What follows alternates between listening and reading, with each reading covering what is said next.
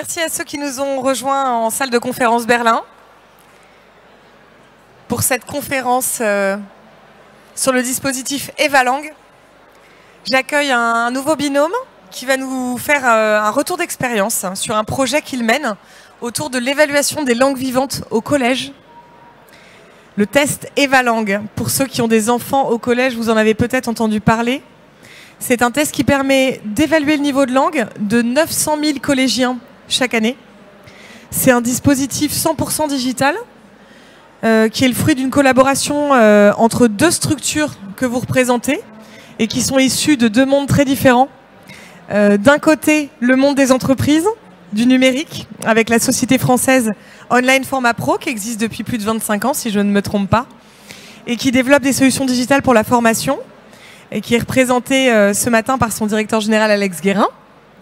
Et de l'autre, le ministère de l'Éducation nationale, par le biais d'un de ses opérateurs, France Éducation Internationale, représenté ici par Sébastien Georges, psychométricien, spécialiste des techniques d'évaluation sur ordinateur. J'aimerais pour commencer revenir à la genèse du projet Evalang, si vous le voulez bien. Connu des jeunes, mais peut-être un peu moins des adultes. Sébastien, est-ce que vous pourriez nous redonner le contexte et le point de départ du projet Evalang? Oui, merci Agathe. Bonjour à toutes et à tous. Cette histoire, elle a démarré un petit peu avant Evalang Collège. Il faut que je redonne un élément de contexte. En 2015, France Éducation Internationale, donc agence du ministère de l'Éducation nationale qui travaille aussi avec les affaires étrangères, a voulu développer un test en mettant un peu les pieds dans le plat, un test tout en ligne adaptatif. Ça a été le premier essai. On a lancé comme ça un appel d'offres. Il y a deux sociétés à l'époque qui ont postulé, qui se sentaient capables de relever le défi de développer un test tout en ligne, 100% adaptatif, avec délivrance immédiate des résultats. Et vous avez compris le résultat de cet appel d'offres. C'est Online Format Pro qui a gagné les choses. C'est comme ça qu'est né Evalang pour les adultes, en français, en anglais et en arabe. Et puis, en 2016-2017, le ministère de l'Éducation nationale a formé un groupe d'experts pour travailler sur la réforme, vous en avez entendu parler, enfin l'une des réformes, devrais-je dire, du baccalauréat. Avec notamment, à l'époque c'était à l'horizon 2021, la réforme des épreuves de langue vivante. L'idée c'était d'introduire une épreuve qui allait évaluer les élèves non plus par des notes, mais en niveau du cadre européen commun de référence, un outil qu'on utilise dans le monde de l'apprentissage des langues, qui va du niveau 1, qui est un niveau très faible, jusqu'au niveau C2, un niveau assez élevé, proche des natifs. Hein. Et on a commencé à travailler là-dessus. Il y a eu deux vagues de travaux sur le baccalauréat et le ministère a immédiatement demandé à ce qu'on aille travailler en amont. C'est-à-dire qu'on aille travailler bien avant le baccalauréat pour pouvoir aider les élèves dans leur apprentissage et le corps enseignant aussi évidemment, pour pouvoir les aider à se situer sur leur niveau au cours de leur apprentissage. La cible fixée, ça a été les élèves de 3e. C'est comme ça qu'est né ce partenariat. Donc d'abord, vouloir évaluer les élèves avec des niveaux du cadre européen. Il y avait déjà dans les têtes du ministère, même si c'était à l'époque pas la ministre, ni le ministre d'avant, ni celui d'avant qu'on a connu dernièrement, il y avait déjà dans les têtes, à l'esprit, PISA 2025. PISA 2025, c'est une évaluation PISA, une évaluation internationale qui a lieu dans tous les pays de l'OCDE, où les Coréens sortent généralement en tête, avec un accent mis en 2025 sur l'évaluation des langues vivantes. Vous savez très bien qu'on est très fort en anglais, of course in English, et donc là ça a fait un petit peu peur, et donc on s'est dit il va falloir qu'on sonde un petit peu pour savoir où on en est. Donc il y avait cet objectif-là. Et puis il y avait une cible fixée par l'inspection générale, notamment le groupe des inspecteurs de langue vivante, qui était d'atteindre, je suis obligé de regarder les diapos, pardon, je ne connais pas les chiffres par cœur, c'était 80% d'une classe d'âge, en fin de 3e, qui devait atteindre au moins le niveau A2. On n'est pas encore autonome au niveau de la langue, hein, quand on est au niveau A2, avec au moins 2 activités langagières où on était au niveau B1, c'est-à-dire là où on allait commencer à être autonome. Ça, c'est vraiment l'origine du projet. Quand le ministère s'est adressé à son opérateur tout désigné pour ce faire, c'est-à-dire France Éducation Internationale, il lui a lancé quelques pistes de travail avec des exigences fortes sur lesquelles on ne pouvait pas déroger. La première, et c'est totalement neuf dans le système éducatif français pour les élèves de 3e, c'est évaluer la totalité des élèves d'une classe d'âge. En France, ça représente, j'ai fait des chiffres ronds, hein, c'est un tout petit peu moins que ça, 900 000 élèves. C'est 900 000 élèves qui sont répartis dans un peu plus de 8500 établissements. Quand vous prenez tous les départements français, tous les départements régions d'outre-mer, auxquels vous ajoutez tous les établissements français à l'étranger, répartis dans un peu plus de 110 pays. Donc le ministère a dit, voilà, nous on veut une photographie exhaustive. On veut la photographie de tout le monde. Donc ça, vous imaginez qu'en termes de volumétrie, évaluer 900 000 personnes en une année scolaire, on s'est dit, voilà, joli défi à relever. La deuxième exigence du ministère, c'est, vous n'avez pas une année pour le faire, mais vous devez le faire aux 3/4 de l'année scolaire pendant une période de 9 semaines. Ça a été la deuxième exigence du ministère. Et vous devez prendre en compte toutes les situations d'apprentissage, y compris les situations pour les élèves à besoins spécifiques. Le besoin spécifique pouvant être « j'ai le bras dans le plat parce que j'ai fait de la moto puis je suis tombé sur le circuit de je ne sais où » ou j'ai un problème 10, ou j'ai un déficit auditif ou un déficit visuel. Donc ça, c'était les exigences du ministère. Autour de ça, il y avait un certain nombre de demandes dans lesquelles je ne rentrerai pas là. Voilà. C'est comme ça qu'est né le renforcement, si je puis dire, du partenariat avec Online Format Pro. Et on se propose ici simplement de vous montrer comment on est passé d'une commande ministérielle, repris par les ministres successifs, jusqu'à la dernière, enfin jusqu'à l'actuelle, pardon, lapsus, jusqu'à l'actuelle. Donc comment on passe d'une commande ministérielle à des solutions qui sont envisagées par un opérateur, une agence publique, où on n'est pas tous fonctionnaires d'ailleurs, je le dis au passage, sur un fonctionnement particulier, et comment on interagit dans le cadre d'un appel d'offres avec une société spécialisée au départ dans les LMS, et pas que. Hein. Donc c'est ce qu'on va présenter aujourd'hui. Ouais, voilà. Justement, je voulais vous poser la question. Je vois sur vos slides 2 missions impossibles. J'imagine que Monsieur Guérin, donc côté Online Format Pro, vous allez pouvoir nous répondre techniquement et pédagogiquement comment vous avez pu répondre à ces 2 missions. Sébastien, peut-être vous présentez la première et puis Alex répondra, si ça vous convient. Très bien, très bien. Ça me va bien. Alors on les a appelées missions impossibles de manière un peu humoristique, mais franchement, quand on nous a dit vous allez devoir évaluer précisément le niveau de 900 000 élèves en 9 semaines sur 3 activités langagières, sans jamais que ça dépasse une séance de classe, moi je vous assure que je suis ressorti du ministère, j'avais les épaules qui étaient très basses, et puis j'ai eu quelques nuits agitées, parce que je me demandais franchement comment on allait pouvoir faire. Donc ça, c'était la première chose à laquelle je disais, hein, absolue nécessité de prendre en compte les élèves à besoins spécifiques. Donc je vais en dire un mot, je reviendrai après sur la mission impossible numéro 2, parce que la question est venue un peu tôt. Voilà. Donc le défi numéro 1, ça a été d'imaginer des parcours de tests totalement individualisés. Autrement dit, en théorie, hein, et en théorie seulement, on a à peu près un test par élève. Ce test par élève, il repose sur la mise en place d'un test adaptatif par étapes multiples. Ça veut dire quoi? Ça veut dire, grosso modo, je vous donne un jeu de questions. Si vous répondez bien, voire très bien, je vous donne un nouveau jeu de questions de plus en plus difficile. Si vous répondez moyennement, vous restez à peu près au même niveau de difficulté des jeux de questions. Et si vous ne répondez pas bien aux questions, je vais diminuer le niveau du jeu de questions.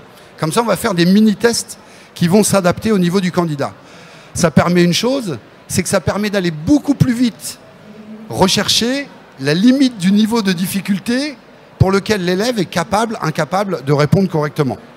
Tout ça, évidemment, se fait dans un environnement chronométré. En tout cas, c'est la volonté qu'on a exigée. Et qui déclenche une durée différente et un nombre de questions différentes selon les niveaux. Deuxième dimension dans le défi, c'est d'avoir des tests qui allaient répondre aux besoins spécifiques. Donc là, on a développé finalement 4 adaptations plus le test générique, 4 adaptations du test générique pour répondre aux besoins spécifiques. Essentiellement, alors le tiers-temps est obligatoire dans l'éducation nationale, ça c'est une première variation, mais aussi pour répondre à des difficultés plutôt d'ordre visuel, d'ordre auditif ou d'ordre praxique, les mouvements kinesthésiques.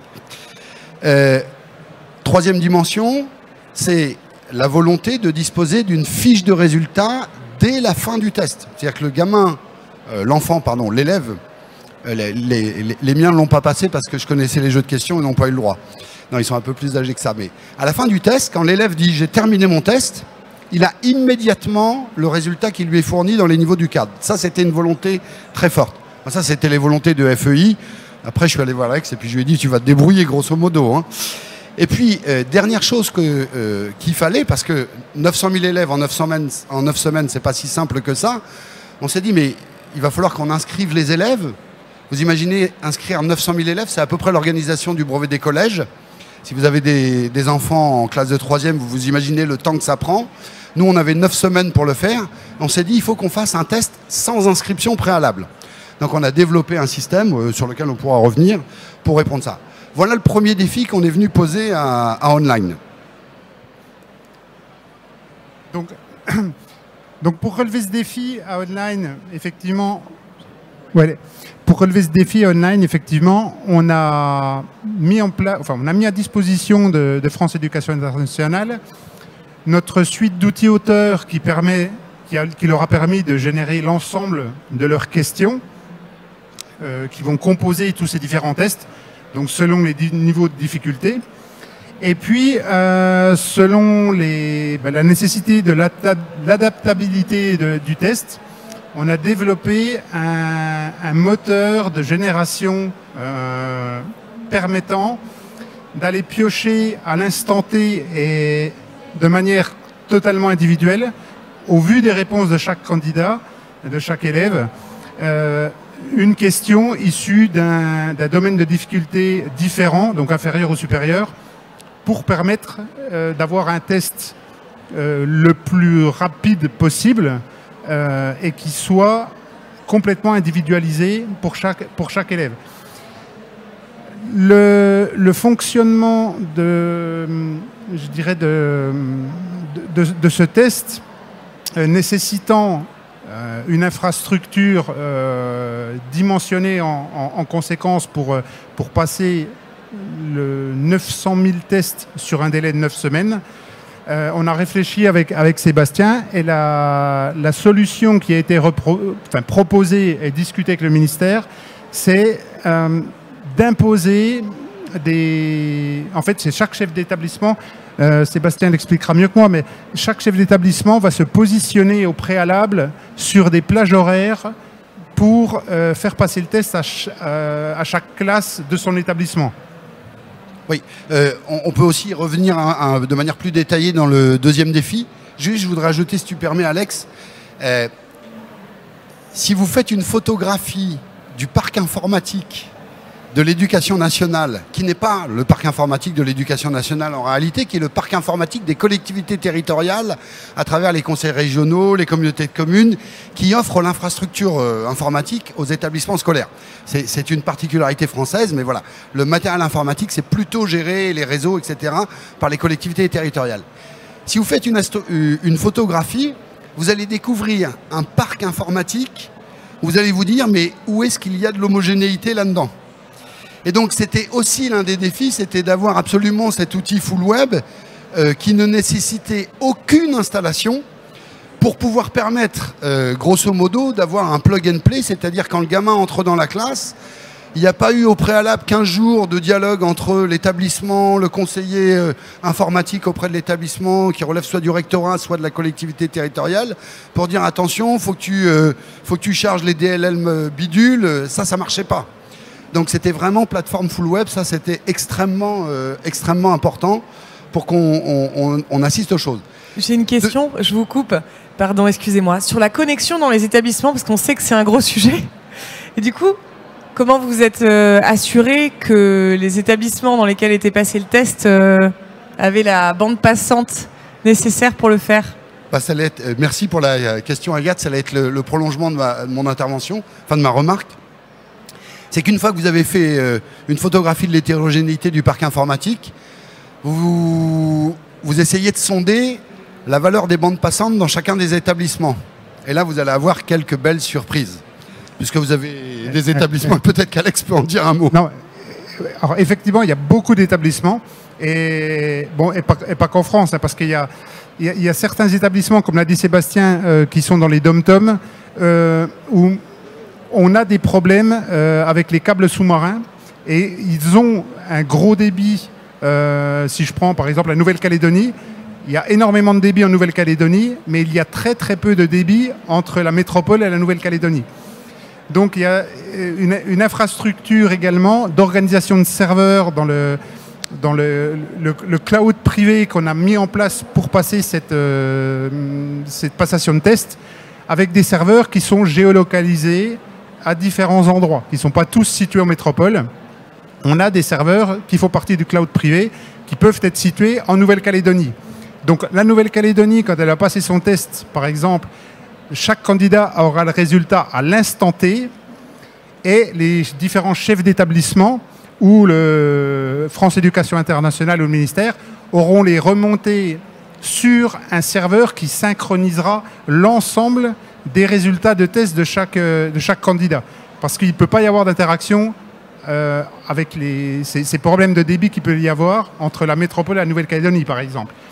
Et la deuxième chose, c'est que dans la première mouture de questions qui avait été réalisée par France Éducation Internationale, on a optimisé, nous, les outils pour repasser certaines questions, pour en faire les questions les moins lourdes possibles.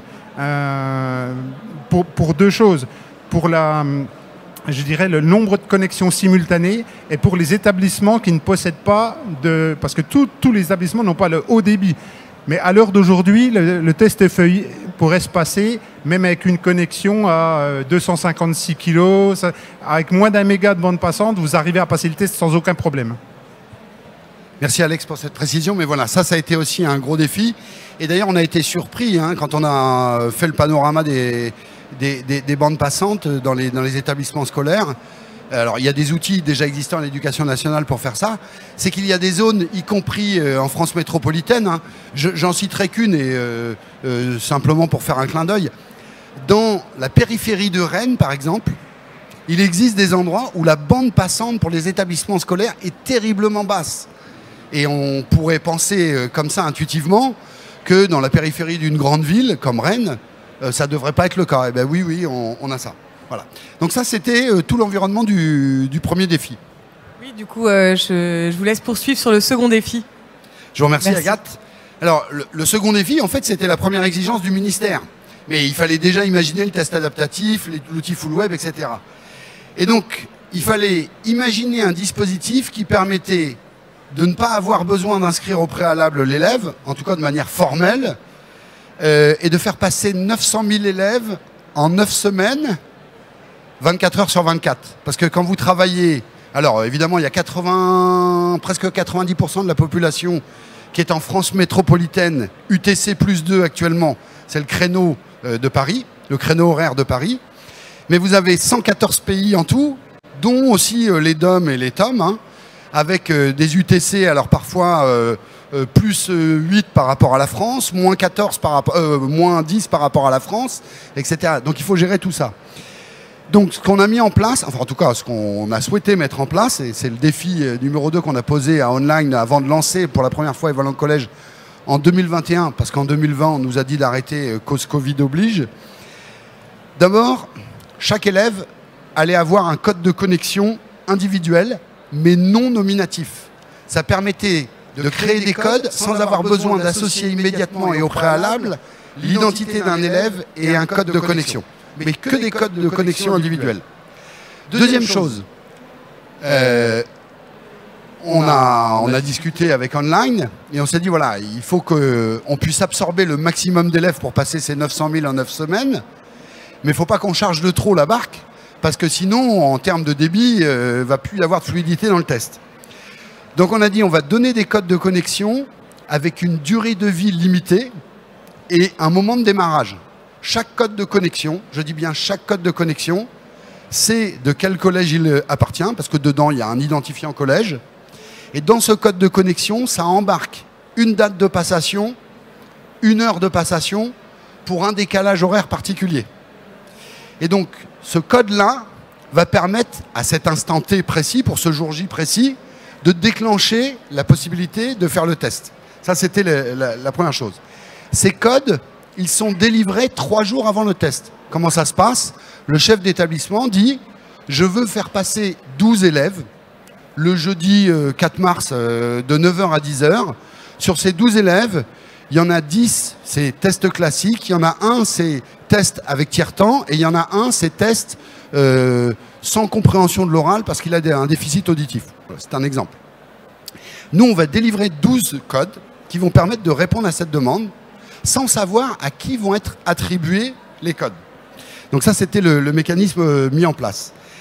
Ensuite, quand le test est passé, on récupère les codes non utilisés parce qu'il y a un système de jetons de codes pour contrôler le nombre de passations aussi, qui va permettre de réinjecter dans le système, dans la bourse finalement de jetons du collège, le nombre de jetons quand il y a eu nécessaires quand il y a eu des élèves absents.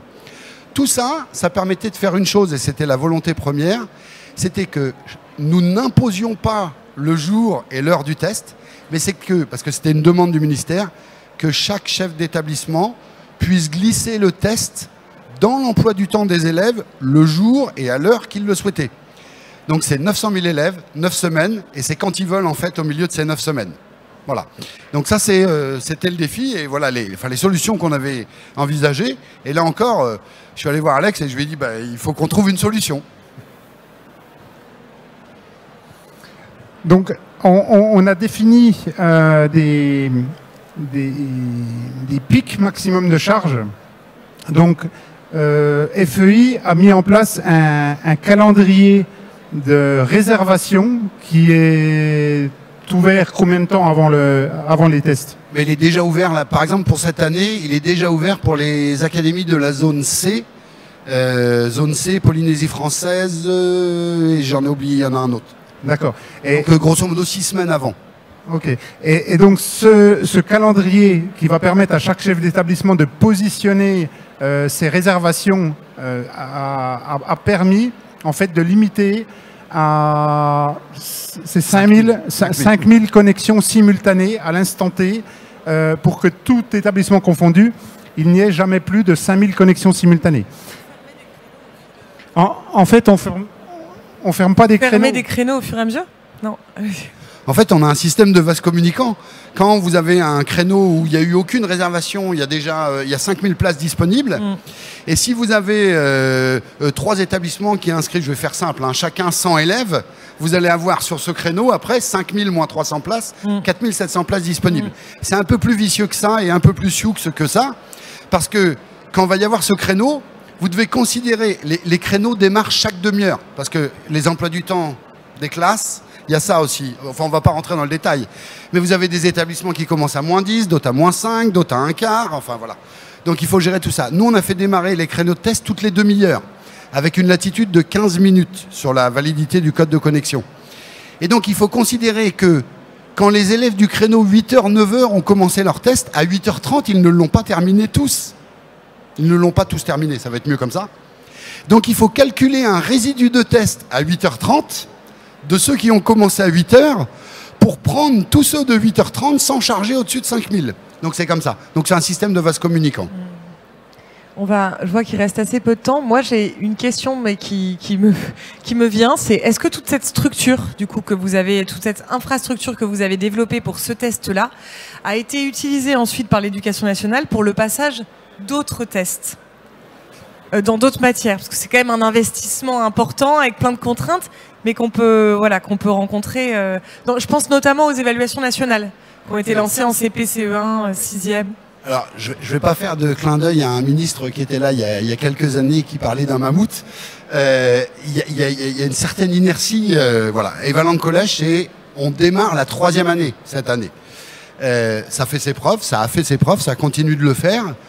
Et il y a plusieurs opérateurs publics, tous, qui sont impliqués dans l'évaluation de différentes choses. Je vais vous citer 3 choses que vous connaissez. PIX, ça dit quelque chose à plusieurs d'entre vous. La SSR, l'attestation scolaire de sécurité routière, ou les évaluations nationales organisées par la direction de l'évaluation, de la prospective et de la performance. On est E3 plus nous, on est dans un groupe qui s'appelle Convergence des services d'évaluation dans le système éducatif, où on essaye d'harmoniser les approches. Nous, on a une exception particulière, c'est qu'on est les seuls capables aujourd'hui de contrôler 900 000 élèves en 900 mètres avec à l'instant T et au jour J. Pour chacun des élèves. Donc, on travaille avec les 3 autres opérateurs, mais évidemment, on ne peut pas demander aux 3 autres opérateurs de dire, voilà, vous arrêtez tout ce que vous avez fait, et maintenant vous faites un copier-coller d'Evalent Collège. Donc, nous, on est les derniers à avoir démarré, du coup, c'est un peu plus récent, mais on travaille dans ce sens. Tout de même, je vais répondre à votre question. D'abord, on continue et les ministres attendent les résultats. Moi, on reçoit des coups de téléphone aux environs du mois de mai quand les campagnes sont terminées, parce qu'on peut parler des résultats aussi. Ils sont très pressés d'avoir les résultats. Et la volonté, c'est que tant qu'on n'aura pas atteint la cible qui est voulue, on temporise un peu. En termes de résultats des élèves. En termes de résultats des élèves. Mais l'idée, c'est de l'étendre à d'autres langues, pas que l'anglais, et à d'autres niveaux, pas que les 3e. Donc là, les défis seront juste des défis d'échelle, si je puis dire. Mais voilà, aujourd'hui, si on fait le bilan 2023, vous avez les chiffres sous les yeux, je ne vais pas les commenter. C'est un bilan qui parle de lui-même en termes d'organisation, qui a montré son efficacité. Et finalement, j'ai envie de dire, le système est prévu pour être sur étagère. On pourrait mettre des contenus d'évaluation en anglais, en allemand, en mathématiques, en français. Mais ça, c'est la commande ministérielle qui décidera d'attribuer l'évaluation de telle ou telle chose à tel ou tel opérateur. Je vous remercie. On va devoir s'arrêter là pour que je puisse prendre éventuellement des questions, s'il y en a dans le public, pour les 3 minutes qui nous restent.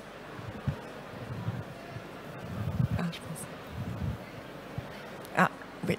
J'ai une main qui s'est levée au bout.